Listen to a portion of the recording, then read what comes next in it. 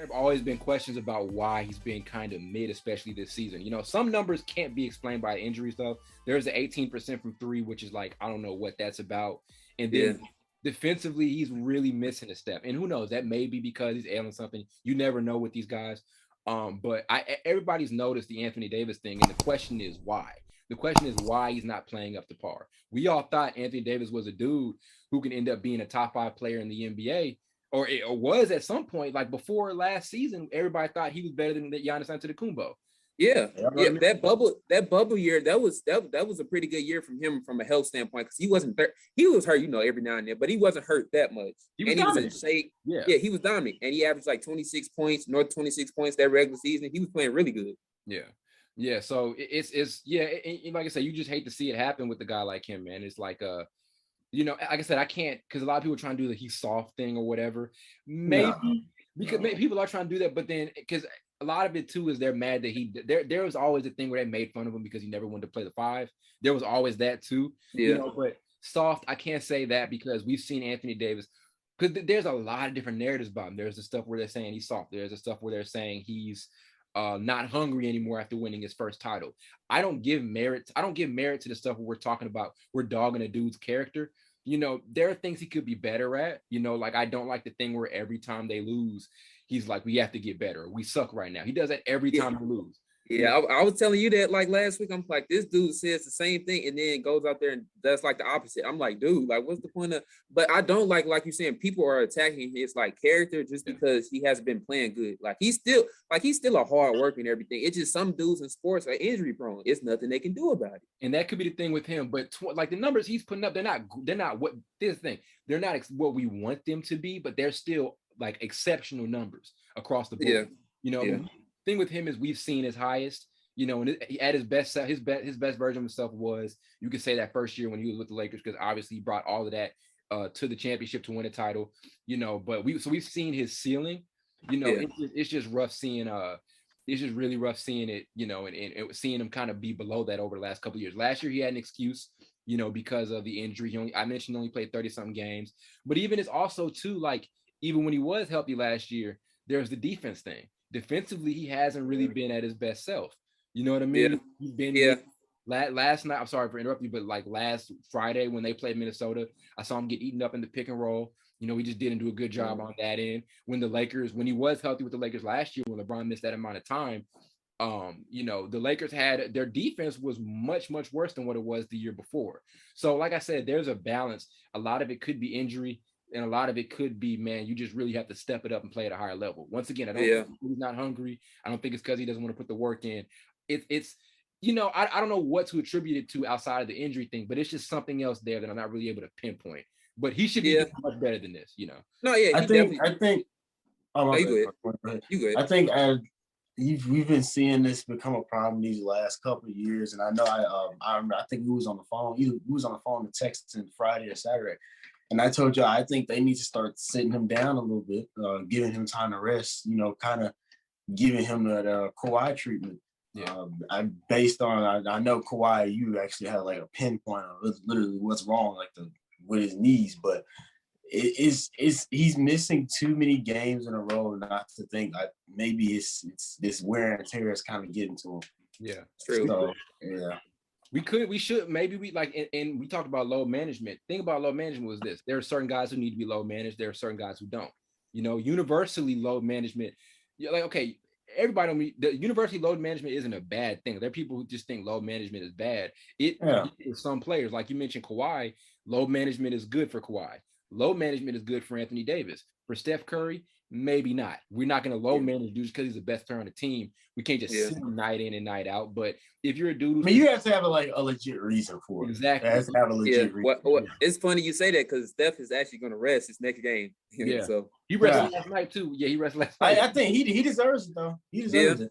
Yeah, but like you said, there are definitely dudes who need to have that load management, and AD may be that guy, But then again, it may be tough for this Lakers team to find consistency if that ends up happening. Let's say he comes back from injury and we start sitting him set amount of games. This is a team with the Lakers. Another issue is we've never seen their core or their best 2 or 3 players together You know, we never been able to truly evaluate them. You know, like with the Lakers this year, there have been great flashes when Russ is on the court with LeBron and AD. We haven't seen it the entirety of the season. So they never really, there are games where it looks like they've got it right, but they're inconsistent. So one day they look great, other day they don't look that great. And that's a sign of, okay, maybe they haven't meshed all that well just yet and they need more time on the court. We saw it last season where Dennis Schroeder wasn't able to mesh with LeBron and AD and all those guys because they were just never on the court. So some of it, some low measurement can be good, but on the other side of it, it's weird for the Lakers because there's just been an issue with them the last couple of years is that their best guys just never really been on the court together. So it's hard to evaluate. To me, honestly, it's hard to see it getting any better when it keeps happening. Like it keeps happening. It happened a lot last season where I was like, "There's no way this team is going to be healthy." Because every time they get healthy, the same thing keeps occurring. So I'm to the point this season where I see the same thing almost happening. It's unfortunate I'm saying this, but I keep seeing. I think I'm gonna keep seeing Anthony Davis keep coming back. He's gonna keep getting hurt again because it keeps happening. I don't know how you all feel, but it's too much proof of a reoccurring thing not to think otherwise. Yeah, and it's hard to. I think on paper everybody thinks the team is a championship contending team, but your question is, what are they going to do when it comes down to going to the playoffs? When we're making predictions, I don't know how right now. I don't know how reliable I am with Anthony Davis as far as him being a dude that can be on a championship contending team and make it through 4 rounds of the playoffs and the finals. You know what I'm saying? I'm not sure about that. So I can't predict anything with the Lakers and I can't really evaluate the team. Like we've talked about it and we've made fun of them, especially Blake, but we've talked about this team a lot. But honestly, I wouldn't say I made fun of them. I think I've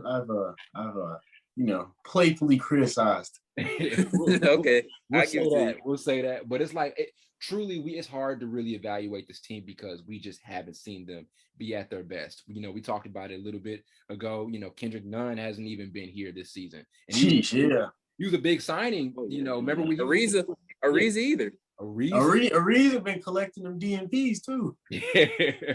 Who else been collecting them? I mean, I think it's been really those two guys.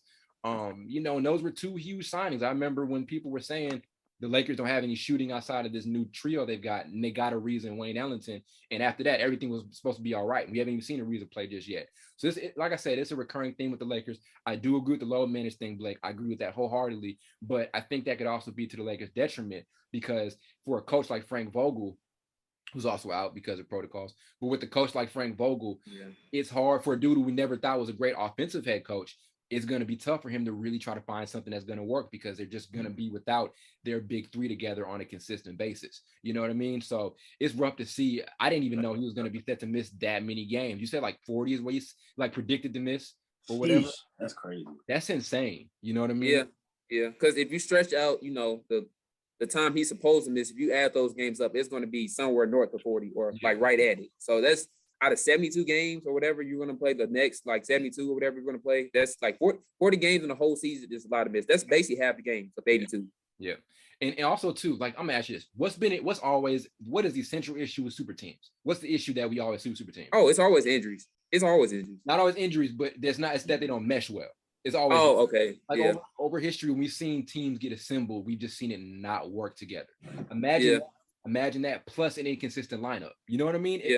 I don't think we've seen it like there are teams we've seen where they're like super team, they're older, you know what I mean? They're kind of out of it. It's like not even, we think they're a super team on paper, but it's all truth. They're like an old team, but we've never seen it where guys are still high quality players. LeBron is still a high quality player. Russ still a high quality player. Anthony Davis still a high quality player. And your challenge is making those guys fit together, and you just can't do it because you don't know how consistently they're going to be in that lineup. That's tough, you know? Yeah. The last super team I can see that didn't work, that didn't win a ring. Well, you can say, I guess, Carmelo with Paul George and then Russell Westbrook. Yeah. Could you say that's that one? The one that comes to mind is before it was the team after Shaq and Kobe, you know, had that three-peat that had Gary Payton and Karl Malone, Blake's favorite. Well, the thing, Blake's favorite player, Karl Malone. That's not my favorite player. But the thing is with that Lakers team, they Karl Malone, Gary Payton, they was pushing 40. That's what I'm saying. You know, so it's either I'm just saying the Ty's point. That's what I'm talking about. Yeah, or the 2013 Lakers, you know, but those are teams we looked at. Yeah, that was a dumpster fire. Yeah, okay, like that may have been the most toxic team I've seen. Yeah, that was so weird. Yeah, they never really. You can tell they never really got along. That was kind of Very true. And then, and then like I said, but the issue with those super teams and those big trios or whatever is just that it's hard for coaches to make it work. That's the challenge, So imagine doing that with the roster where guys are in and out. Now we're seeing it happen on the other side of the NBA in the East. We've seen it happen over the last couple of years with Steve Nash. Steve Nash had to just plug in James Harden and work with an entirely new roster last season, and he made it work. And this season, he's having to do it too. Steve Nash is doing a lot of coaching on the fly. That's why I want to give him credit as a coach, because I think he's done a great job of managing such inconsistent lineups. Like you talk about the Lakers having an inconsistent lineup, the Nets too, which is funny because we've wanted to see Lakers Nets go at it so many times. We've never seen them go at their full strength. Yeah, I think we're never gonna. Well, it's Christmas. We're supposed to see it. That's not happening.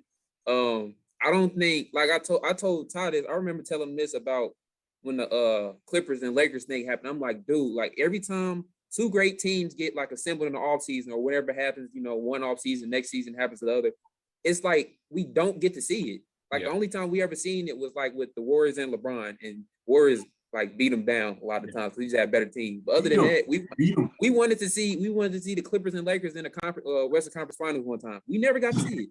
Carl, look. You don't know how mad, because those Clippers Lakers games during the regular season before COVID, dope games, and then we never really got to see it happen.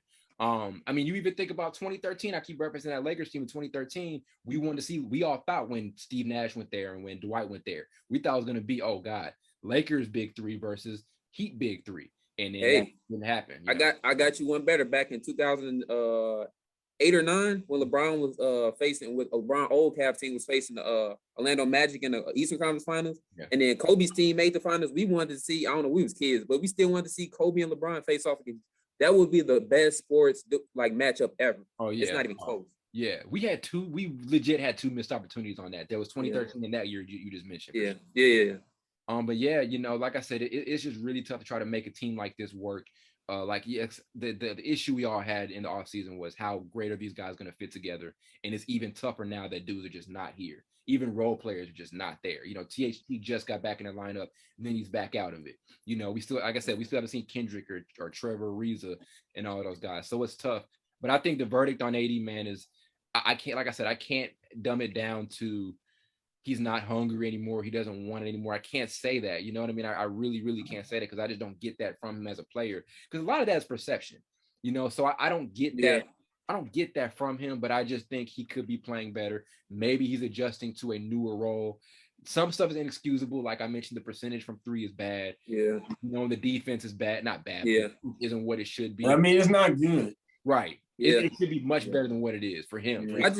I just think knowing the type of player he is, I just don't see him playing this bad without an injury being somewhat of an excuse. Yeah. That's just, I watched them play this season enough and last season enough to know like it's what's causing injuries for him is other injuries. Yeah. That's what I'm thinking. Yeah. Yeah, very true. Like it's all, and he's it's tough with a guy like him, man. It really, really is. Hopefully he gets it right. I mean, we trust the recovery process, but even after, like Blake mentioned, if they do want to go to load management, still going to be an issue for the Lakers. Vogel has to figure out. I think they probably need to, because I remember the first week of the season he had back spasms. That hurts. Yep. Got hurt in the playoffs last year too, right? Yeah. It was a bad knee injury. Yeah. Am I tripping, or did he get hurt in the? He got hurt in the playoffs, right? No, he did. He got hurt in the playoffs.